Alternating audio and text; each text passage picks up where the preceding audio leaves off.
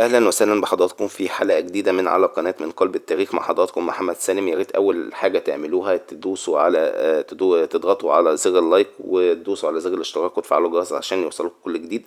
ان شاء الله بامر الله هنشرح النهارده موضوع جديد تماما، ممكن يكون ما فيش حد سمع عنه قبل كده، وهو حروب مصر الخارجيه. طبعا مصر لما جت تحارب ما حاربتش في افريقيا بس ولا في منطقه الشرق الاوسط بس، ولكن حاربت في بلاد مختلفة في أوروبا وفي آسيا وفي أمريكا اللاتينية كمان.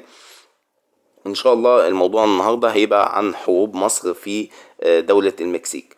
طبعا مصر في مكان بعيد أبعد مما يمكن لجند مصري في القرن التسعتاشر أن يتخيلوا، وسط غابات كثيفة وأصوات حيوانات غريبة وأرض لم تطأها قدم مصر من قبل. وقف الجنود المصريين يحملون علم بلادهم، ولكن لم يكونوا في مصر ولا في افريقيا ولا حتى في الشرق الاوسط، بل كانوا في قارة اخرى وهي المكسيك. نعم، الجيش المصري حارب يوما ما في المكسيك، لكن السؤال الذي لم يخبرك به احد من قبل كيف وصلوا لكن السؤال الذي لم يخبرك به احدا من قبل كيف وصلوا الى هناك، ومن الذي ارسلهم، ولماذا اختفت قصتهم من كتب التاريخ. هذه ليست قصة خيالية، لكن قصة حقيقية، قصة الجيش المصري في حرب المكسيك. بداية القصة في عام 1863 كان إمبراطور فرنسا نابليون الثالث بيحلم بتوسيع نفوذه خارج بلاده، خارج أوروبا، وكانت المكسيك بالنسبة له هدف مثالي. أرسل جيش ضخم عشان يحتل المكسيك، وكان عايز ينصب حاكم موالي لفرنسا. لكن المشكلة إن المكسيك ما كانتش أرض سهلة، كانت الغابات كثيفة والحرارة قاتلة، والأراضي أخطر، والأمراض طبعا أخطر من الرصاص. الجنود الفرنسيين بدأوا يموتوا واحدة واحدة، ليس من المعارك بل بسبب الأمراض القاتلة وبسبب الطبيعة طبعا. افتكر نابليون حاجة، إن هو ليه مثلا ما يستعينش بجنود من مصر علشان يواجه المقاومة المكسيكية اللي هيواجهها هناك. وكمان علشان الجنود المصريين كانوا مشهورين بتحمل ظروف الجو القاسية. طبعا قرر نابليون ان هو يطلب المساعدة من خديوي مصر وقتها، الخديوي سعيد باشا، اللي وافق على ارسال كتيبة من الجنود المصريين. وبعد وفاته اكمل المهمة الخديوي اسماعيل. ارسل حوالي 453 جندي مصري مع ضباط مصريين واطباء وامدادات، وكان معظم الجنود من جنوب مصر والسودان عشان هم اكتر قدرة على تحمل المناخ الحار والاراضي. ركب الجنود السفن وغادروا مصر عبر البحر المتوسط ثم المحيط الأطلسي، وفي رحلة استمرت شهور لغاية ما وصلوا لأرض ما سمعوش عنها قبل كده، هي المكسيك. عالم جديد، مشهورة طبعا بالغابات الكثيفة والجبال، والحرب هناك ما بترحمش حد.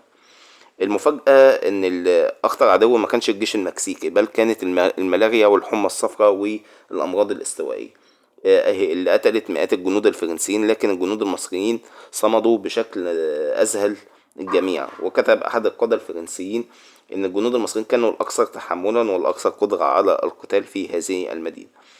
دور الجنود المصريين في الحرب شاركوا في حماية خطوط الإمدادات وحراسة المدن ومرافقة القوافل العسكرية ومحاربة المقاومة المكسيكية. وكانوا طبعا معروفين بالانضباط والشجاعة والتحمل، لدرجة ان الامبراطور الفرنسي اثنى عليهم. لكن بالرغم من كل ذلك فشلت فرنسا في النهاية، وسقطت الامبراطورية اللي حاولت ان هي تقيمها هناك. وتم اعدام الحاكم الفرنسي ماكسيميليان الاول اللي نصبته فرنسا على المكسيك. وطبعا انسحبت القوات الفرنسية وعاد الجنود المصريون الى بلادهم بعد رحلة استمرت سنوات في حرب معرفش عنها المصريين شيء لغاية دلوقتي. الجنود المصريين ما شاركوش في المعارك الكبيرة الشهيرة زي معركة بوبيلا، لكن شاركوا في حرب العصابات اللي هي كانت أخطر فعلا من أي حاجة. شاركوا في معارك منطقة فيراكوز. دور المصريين كان حماية الطريق بين الساحل والداخل وتأمين الإمدادات الفرنسية ومحاربة الثوار المكسيكيين في الغابات. وكانت المنطقة مليئة بالكمائن والهجمات المفاجئة. معارك قردوبا، طبعا قردوبا دي كانت من أخطر المناطق اللي حصل فيها ان الثوار كانوا بيهاجموا القوافل الفرنسية، والجنود المصريين كانوا بيخرجوا لمطاردتهم، وكان هناك اشتباكات متكررة. معارك أوريزابا كانت مدينة جبلية طبعا مهمة، ودور المصريين كانت حماية المدينة والقتال ضد هجمات الثوار. وكانت المنطقة مليئة بالغابات والجبال، والبيئة كانت قاتلة طبعا. في معارك برضو شارك فيها المصريين، هي معارك تيرا كالنتي اسمها بالعربي الأرض الحارة. كانت جحيم حقيقي، المصريين قاتلوا هناك حرب عصابات، تعرضوا لهجمات مفاجئة، لكن الفرنسيين قالوا انهم افضل جنود من حيث تحمل المناخ. طبيعة القتال الحقيقي، المصريين حاربوا ضد قوات الرئيس المكسيكي بينيتو خواريز. طبعا صورة الرئيس المكسيكي محطوطة في الفيديو في الأول خالص. وليس ضد جيش نظامي، بل هي كانت حرب عصابات، مقاتلين فلاحين مسلحين، حرب عصابات حقيقية. وأهم حقيقة تاريخية وقوية جدا هي أن الجنود المصريين كانوا ضمن وحدة اسمها Egyptian Battalion، وكانت مهمتهم الأساسية هي مكافحة التمرد وليس الهجوم الرئيسي، لكن ده كان أخطر نوع قتال. طبعا احنا كده وصلنا لنهاية الفيديو. يا ريت لو عجبتك القصة تدوس لايك وتفعل زر الاشتراك وتفعل الجرس عشان يوصلك كل جديد، وان شاء الله انا هحط لكم المصادر تحت الفيديو. نتقابل في حلقة جديدة. سلام.